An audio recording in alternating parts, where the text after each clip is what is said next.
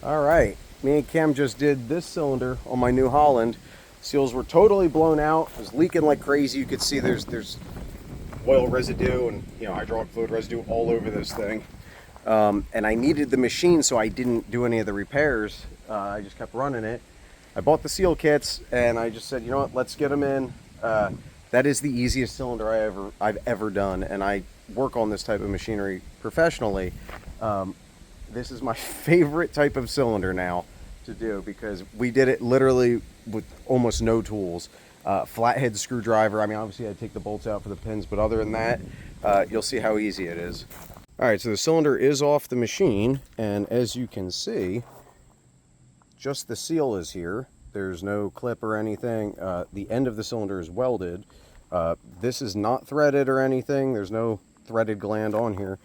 So how do you get it off? Well, it's actually very simple. If you look inside here, in a second, I'm gonna have Cam pull this forward. All right, Cam, go ahead and feed it out just a little bit more. All right, right there. So see this clip that I'm touching with the screwdriver? All you're gonna do is take a little flathead screwdriver and move it forward, and there you go. It is forward now.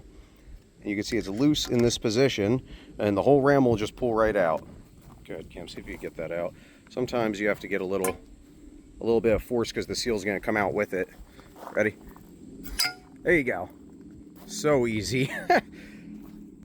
All right, and just so you can see better what's going on here, here's this clip right here, and the clip is normally in this groove right here. So what you do is you take your screwdriver and you pop it from here down into this recess, and then it collapses as you pull it out enough to pull it out. That is cool. And we got two warbirds flying over. Look at that. All right, and the seals are pretty straightforward. On this particular cylinder, the kit comes with 3 seals. By the way, if you want to know where to get them from, that's where I got them. You don't need the blue one with this type. You only need these two, the black and the other one, the dust seal. So pretty easy to get these out. You can use flathead screwdriver. I don't know if I could do this on the phone. Just like that. There's one. And the other one, you just kind of dig in and pull it out. Make sure you get everything because these are a little, mine were pretty crunchy actually, which would be why they're leaking. And yeah, they just kind of break apart. So just make sure you get everything. So yeah. All right, so you can see why this seal was bad. Literally just breaking apart, and that's that's what happens.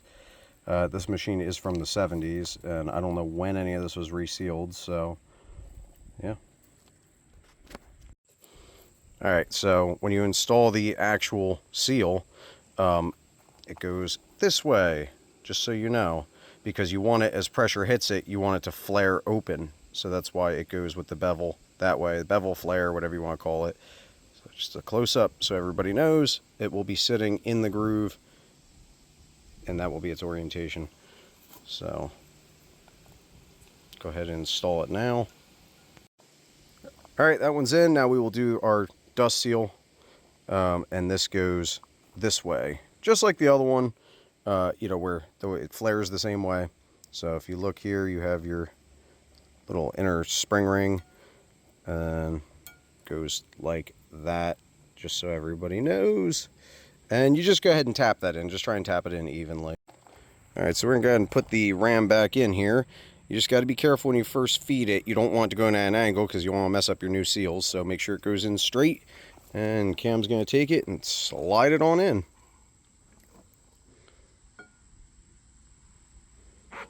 It should go in pretty easy. You'll feel a little bit of resistance because, let me get behind it. Okay. Because you got a, bring her in down. Yep, there we go. Nice. All right, now pull it forward just a little bit to get our clip. Right there. Actually, go tap it in towards me just slightly. Yep, okay, there we go. So now we'll get our clip and put it on. I don't know how well I'm going to get this, but now you just take this and pop it back into the groove, and then Cam, go ahead and spin it. Sometimes it helps you feed it like how a tire machine feeds a tire on. You can do it. Oh, pop back. Hold on. Spin a little more because I'm in the where it's split. I'm trying to do this while filming. All right, so we had to put the camera down because this is very difficult to do. I just had him spin it, and I fed it on with the screwdriver, like how you put a tire on a tire machine. But it actually, this one was a pain in the butt, and it wasn't like difficult. It just kept popping off. The other one on the other cylinder went on, like, I mean, he didn't even have to spin it. Like, I pushed it, it popped on. So yeah, you'll have to play with it a little, and if you're by yourself, good luck. But anyway, yeah, so that's it in the proper position towards the rear, and we are sealed and done.